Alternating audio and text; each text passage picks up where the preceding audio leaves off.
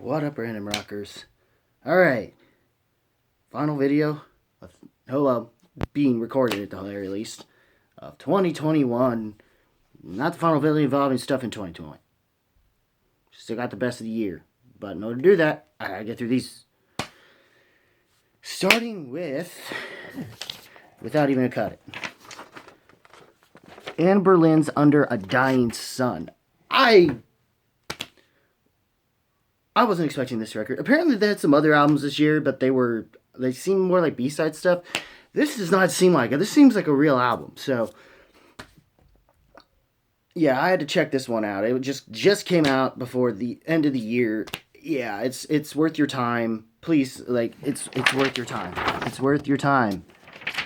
And I think a lot of people, whatever they complained about with Slow Burn, I think this album makes up for it. I get like Deftones and like fucking and like Silverson pickup vibes out of this thing, and in like the best, clearly the best way possible. And I think, and it feels like they're back. It feels like they're back in a good way. This album I would say would be the comeback for me, for this band. Even though I've yet to really deep dive into their stuff, I've known enough about Anberlin for years, and to know they're one of the better bands that are considered amongst the Christian scene, kind of, sort of. So at least to know that there's one other band besides Switchfoot that at least seemingly trying, at least within this year, that's making something, you know. Despite what some people will tell you about that Switchfoot record. But regardless, this Under a Dying Sun, Anberlin, yeah, I gotta give it that. Like, I was never bored with it, and I was just surprised the whole way through. I don't know if I'll get it the second time I listen to it again, but yeah, it's gonna go up here. It's gonna go up here. It may not be super high. I may have to relegate it to my honorable mentions, but we'll see. Up next.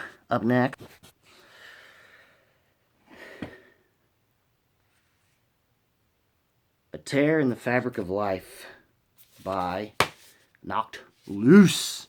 This EP is... I've finally also listened to their previous actual full length from like a couple years ago or so. And that's pretty good too. Yeah, I'd say that, yeah, Knocked Loose knows what they're doing. They're definitely a band worth checking out. And I got this album when they were performing with Gojira, by the way. Hence why I chose to wear this too. So, yeah. Just the whole album. I don't even have much. I mean, White Light Divisions is nice. God Knows was definitely something I remember from the set that they played. Of course, I mean, Mooted in the Fail was even Permanent left something on you. It's like, holy shit. Just, yeah. That. Just all that. With this record. I don't know. I'm not going to say masterclass yet. I still need some time with this thing. But yeah, it was pretty intense. Just as much as their show. So yeah, definitely. If you haven't already if you already know about Knocked Loose, you already know what I'm saying. So if you didn't, then yeah, check them out, even live. They're pretty intense. Though I'd steer away from mosh pits unless you want to get into that shit. I had too many bad recalls with it. If I had only not had that too many, I might have actually got to see Luke Spencer and possibly Jared Dines while I was in that pit. And that sucks. It sucks. I wanted to be in Jared Dines. Fuck. Oh well. On to the next thing, which is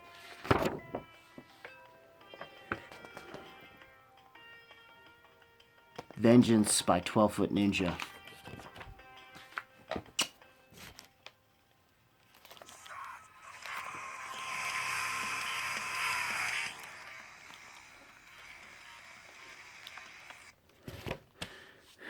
Start the Fire was a great way to open this freaking album off, that's for sure. And then the other track is like super weird with Long Way Home. We've been taking a long way home. Like, if you see the video, it's weird.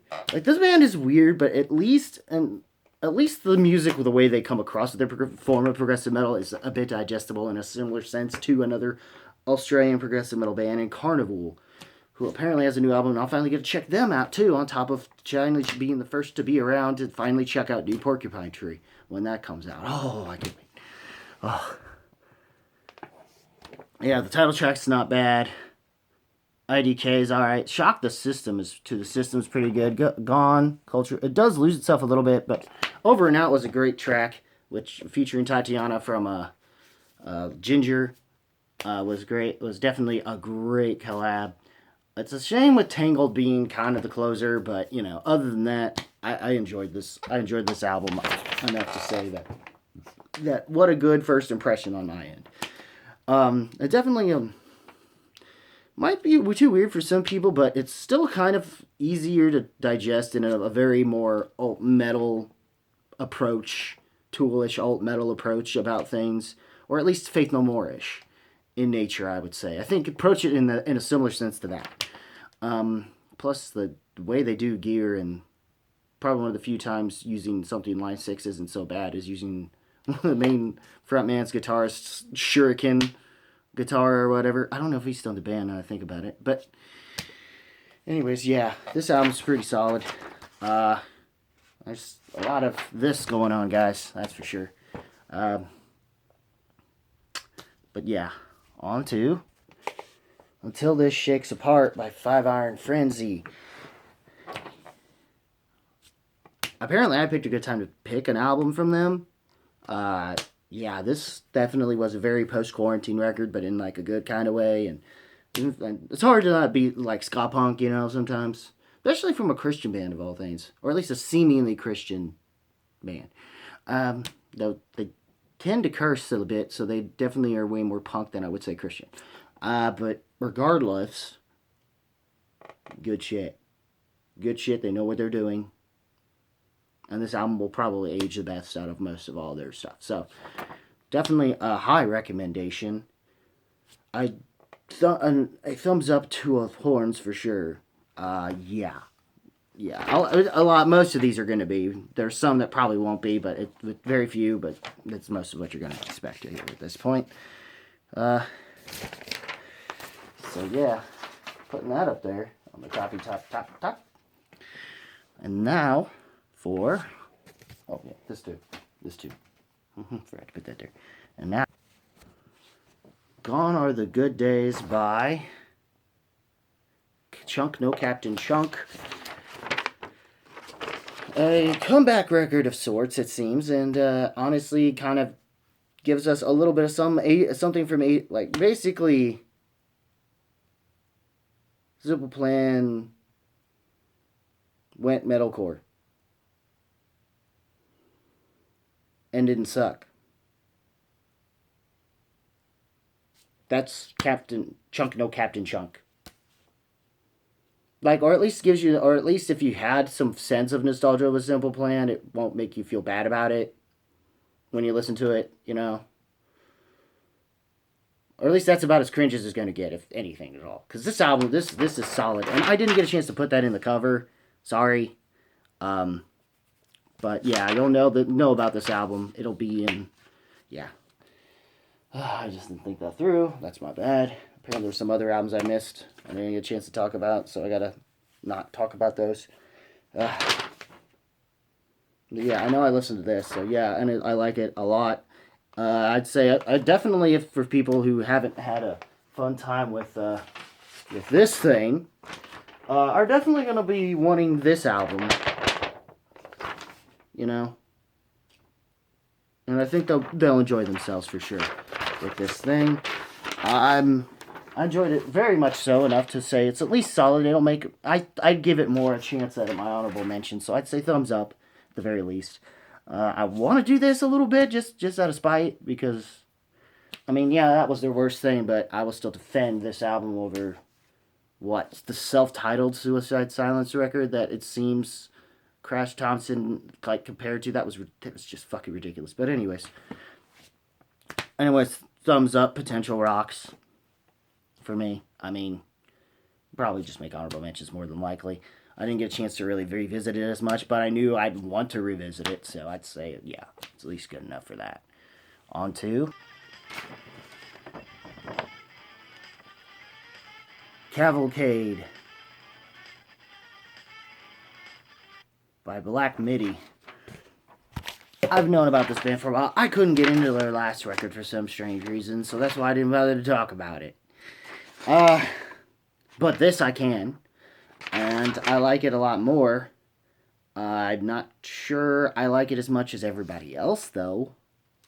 I appreciate what they're doing on this thing way more, I think. Some people say that the last record was better, but I don't know. I've yet to visit that thing, but yeah, I overall just I like this record plenty. I kind of do want to come back to it, maybe not as much as some others, but yeah. I'm gonna just give it a thumbs up.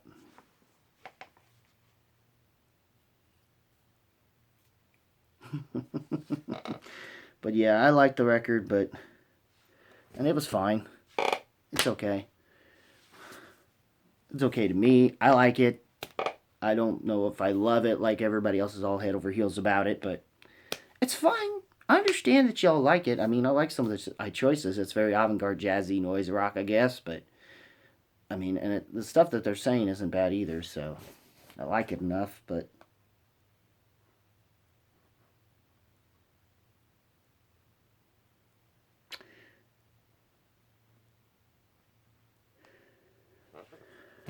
yeah. On to, whoa, shit, sorry guys. On to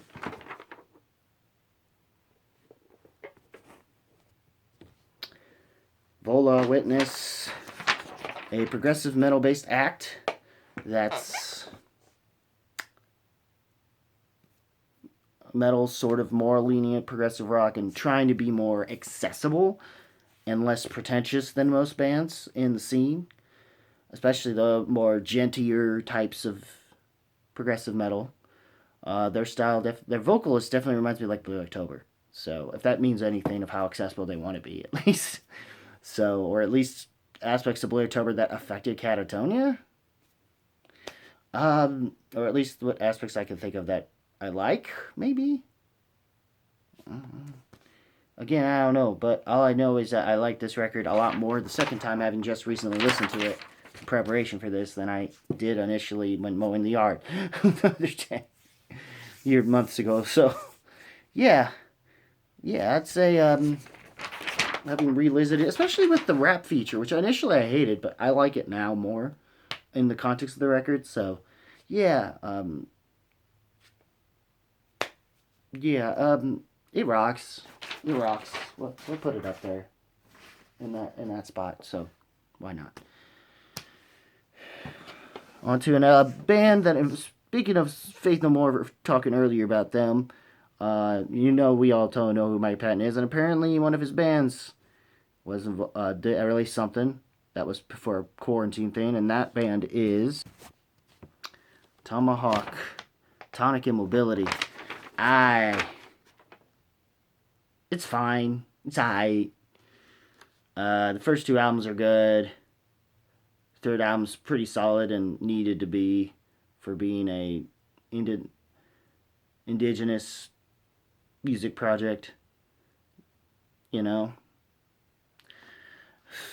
So if you're gonna name yourself Tomahawk, you better be able to do that, anyways. But after that, the Oddfellows was weird. Was just not for me, and this album's better, but I wouldn't say it's the first 2 to 3 albums worthwhile. So I understand if it's like so whatever. It's but a little more positive, I guess. I don't know. All I know is it's not making my year-end lists, unfortunately. So sorry, Patton. You got lucky last year, at least with Mr. Bungle. So there's that. On to Beast Invasion. The Divine Comedy Inferno. Yes, it's about Dante's Inferno, specifically, of the Divine Comedy stories. which was ripe for metal, and yet some bands never bothered to tackle it that I know of until up to this point into 2021. With this band, they are a progressive thrash metal. Specifically, let's just say that if Senjutsu wasn't doing shit for you, but you wanted something a little bit more traditional, closer to trad metal in the new wave British heavy metal, in the ways of Iron Maiden. There's this band basically takes aspects from Overkill, Slayer, Dream Theater, and Slayer's particular brand of thrash, and the more epic and speed metal styles of metal, traditional new trad metalish styles, and in that new wave British heavy metal sense that Iron Maiden had created, as well as those progressive aspects that are more in line with that of Dream Theater. Up to a point, at least in terms of those progressive elements. This album is for you, especially the Bruce Dickinson vocal style, which is mostly a lot of it. Though when they get to that snarly stuff that you expect from from thrash vocalists, it reminds me way more of Overkill. I like this thing a lot. It's definitely I wouldn't have known about it had it not been for Metal Meltdown's recent thing for November of what he missed, So yeah, horns up, guys. It's pretty good. It's pretty good. It's pretty good. It's pretty good. Ignore that. Speaking of Dream Theater, Liquid Tension Experiment 3. I like the first one of these. It's basically the instrumental version of Dream Theater, for the most part, or at least the members that matter, which are essentially Protrudo and Petrucci, and formerly Mike Portnoy. Yeah, this thing's better at the very least than. I got more out of the Portnoy working on Petrucci's solo album, Terminal Velocity, more than I would have said about this project, but I still got more out of this project than I did out of the Dream Theater record. Figure that. But not enough to at least enough to make honorable mentions, but not enough to really be more than that. So yeah, we're gonna put that over here, and we're gonna ignore that happened, but it just happened, and screw it, and I'll put it up later. All right, let's put it up now.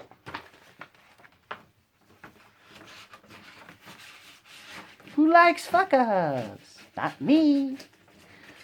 But we're just gonna get it. So. Up next. Man, what a year for prog metal to me.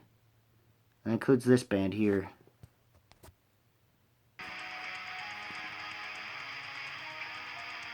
Dune.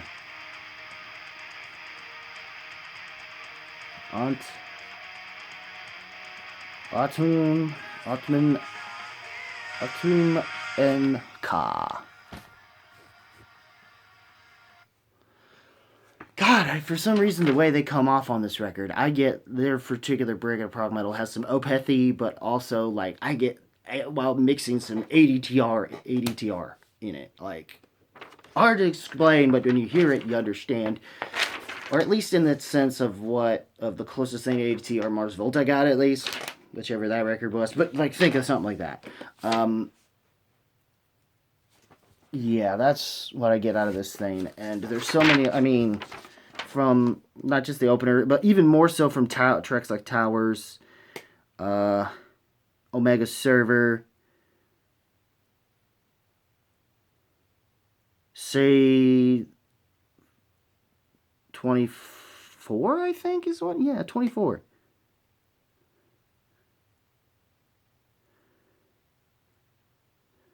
Malaka is good. Even the way they ended with Satura it's a lot of foreigns. They're, I think, German or something, Russian, or I'm trying to remember where they're from, but I think I think they're Danish. They could be one of the Danish or Swedish prog. No, actually, they're UK. Actually, now I think about it, they're a UK band. Yet for some reason they sound, I like it, something else, like they could be French for some reason. with some of the way they come off with some of the lyricisms on this record. But yeah, this thing is fucking amazing. It was a pretty high consideration in terms of prog for up until the BT Bam record came out and stuff. So yeah, it's up there for me. It's gonna definitely make my list for sure. On to Crusade, Rising Visionary. Apparently there's some people giving this album hate and trying to compare it. There are moments where I get it, but those moments initially when I first listened to it, I mostly just heard Dream Theater. Because I know the connections. It's Mike the Music Snob's band from Become the Night. The band essentially gave me certain kinds of vibes with this record. It's clear they have more, their influences are a little more on their sleeves at this point from this debut. Even with the Pendulum track, your Thank You Scientists, your Opeth, your Periphery, your Dream Theater. Those just, and so on and so forth, I guess, in terms of progressive rock and metal that their style tends to be. And they're trying to do it in a way that's supposed to be more accessible. But I think Vola's Witness, that I mentioned earlier, does a better job of that. Or at least seems to try to reach a much greater audience than I would say this one, which really just is just no different from most other progressive rock and metal acts, really. It's not bad, despite what some people will tell you. I don't think it's really bad. I think this is just, it's just a rough start for a band that's starting out right now. Still finding their footing. But other than that, I mean, and the dude from 10 Second Songs, Anthony Vincent, or formerly 10 Second Songs, I guess, makes an appearance. And yes, I figure they kind of mostly picked him because they were trying to go for some early Pain of Salvation. Though I do hear a little bit with some of his vocals have that range to him that sounds a little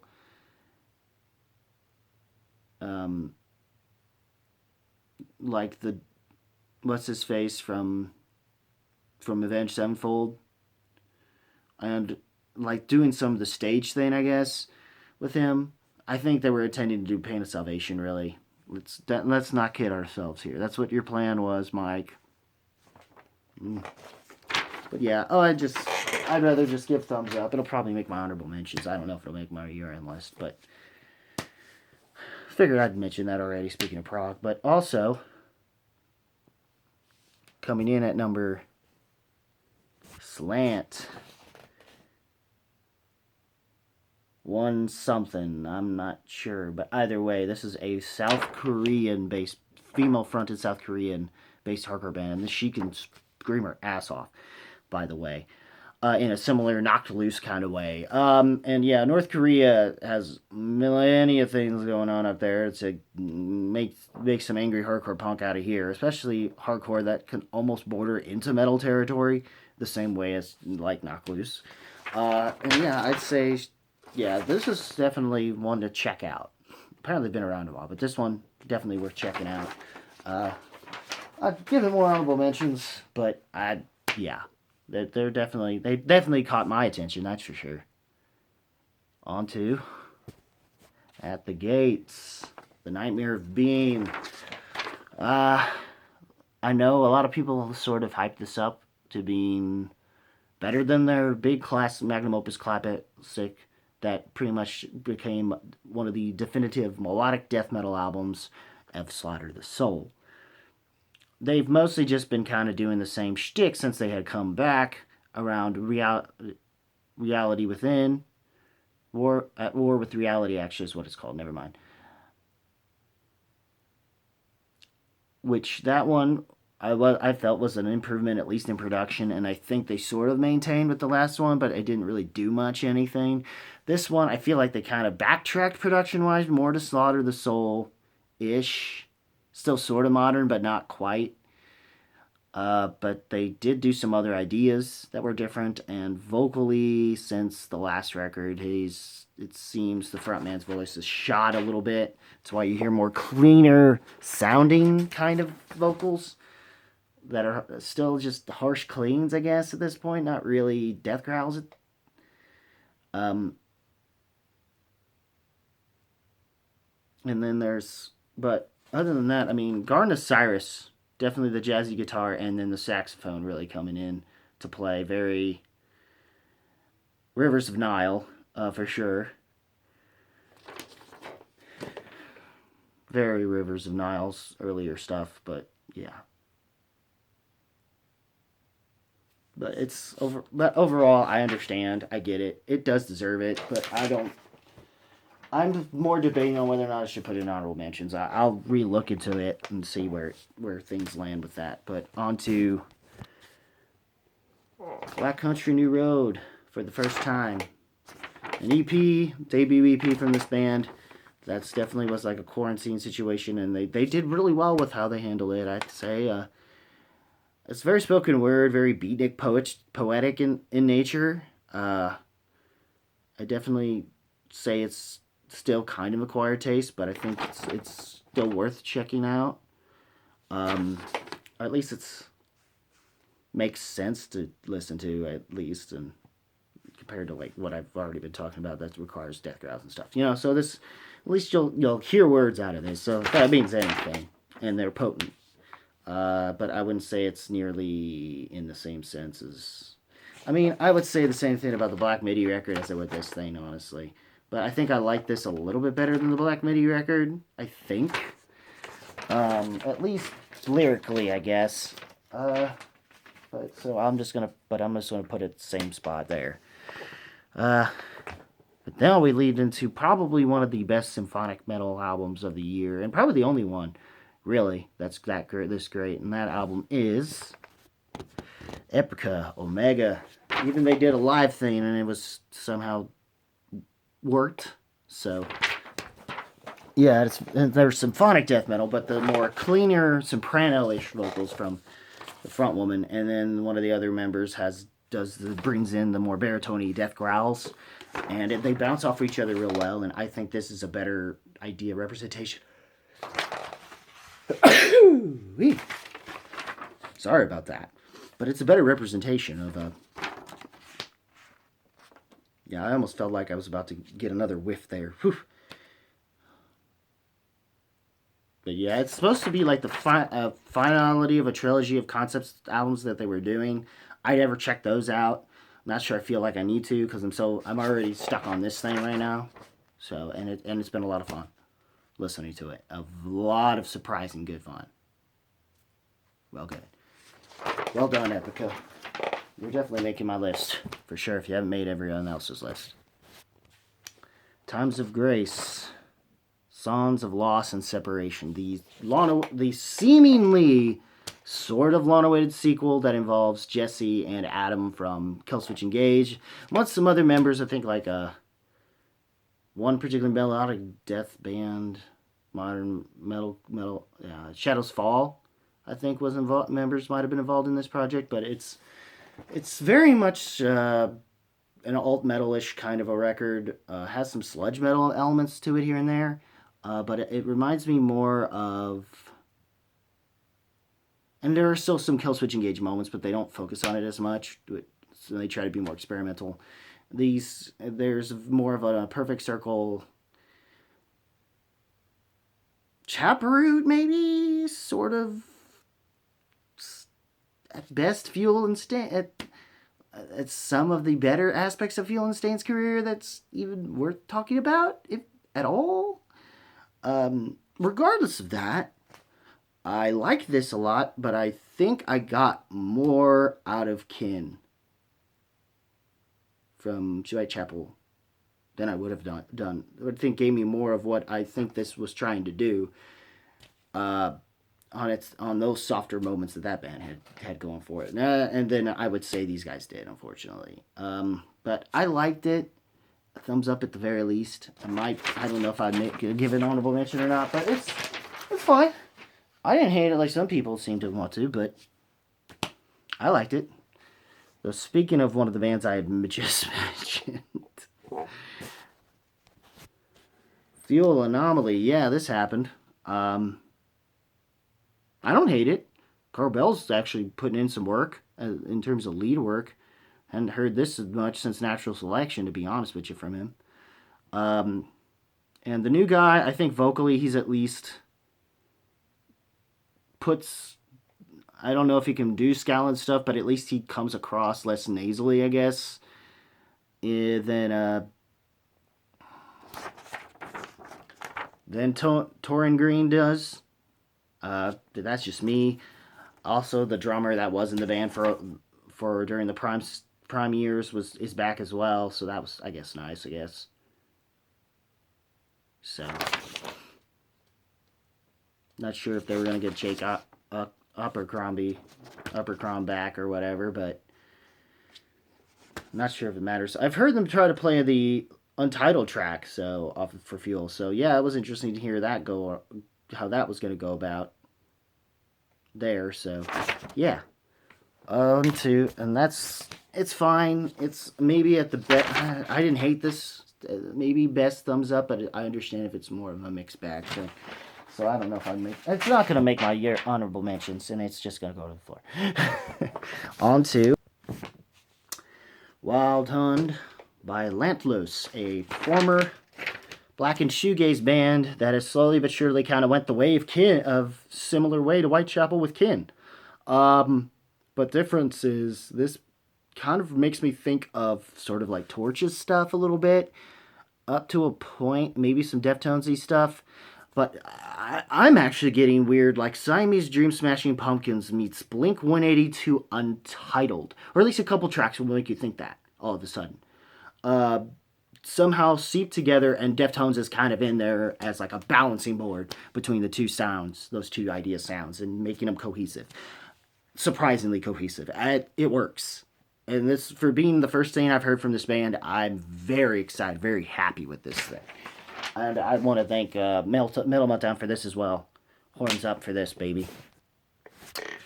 Beartooth Below.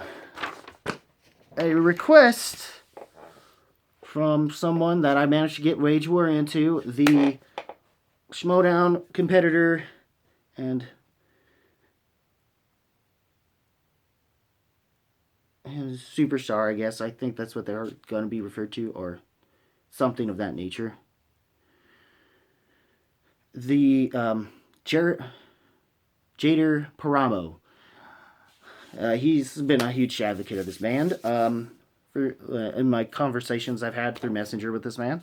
And yeah, he recommended this. I recommended him Wage War. I don't know if he liked the new Wage War. I think he did, actually. And I'm trying to remember if I had that conversation with him. But Below was great. Below was pretty solid, but I'm sorry, Jader. I kind of got spoiled with Wage War and the new Whitechapel.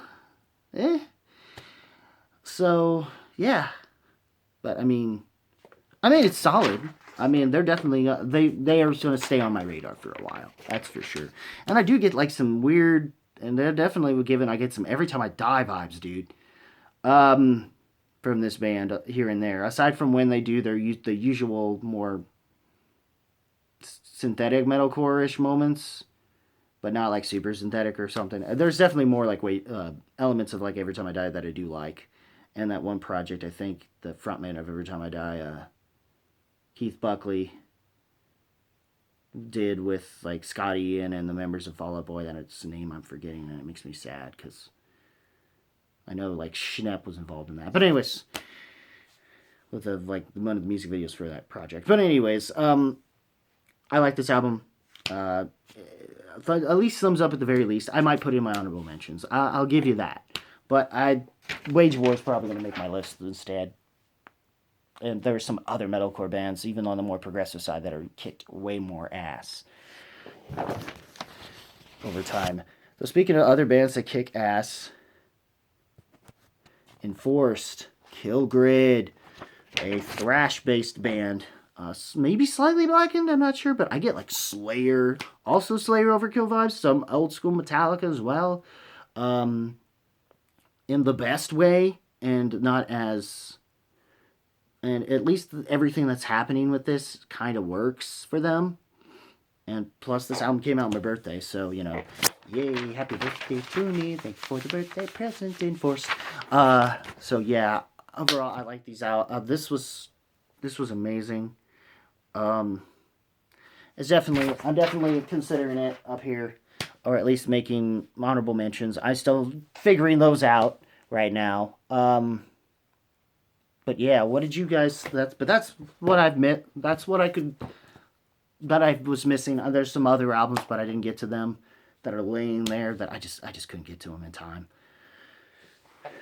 But these are the ones that I was able to get to in time that were really good, that are definitely were, for the most part, worth my time. Most part worth my time. Um,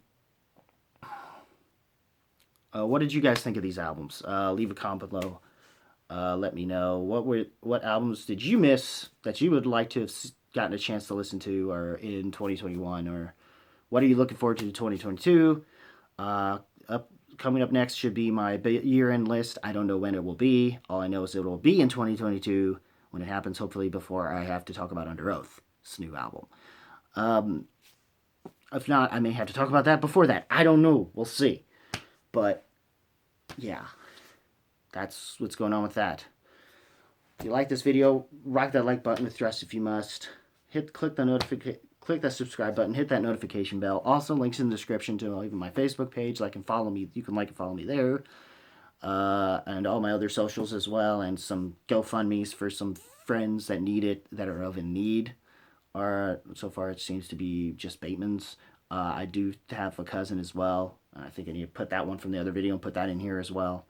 And some of the other videos as well. I'm not sure, but I'll try to remember to do that. Either way, this is Rockin' Movies with Tyler. I've been Tyler. I was Tyler, and as always, keep it random, keep it real, and keep it rockin'. And I will see you in the next video, whatever that may be. Until then, take care, y'all.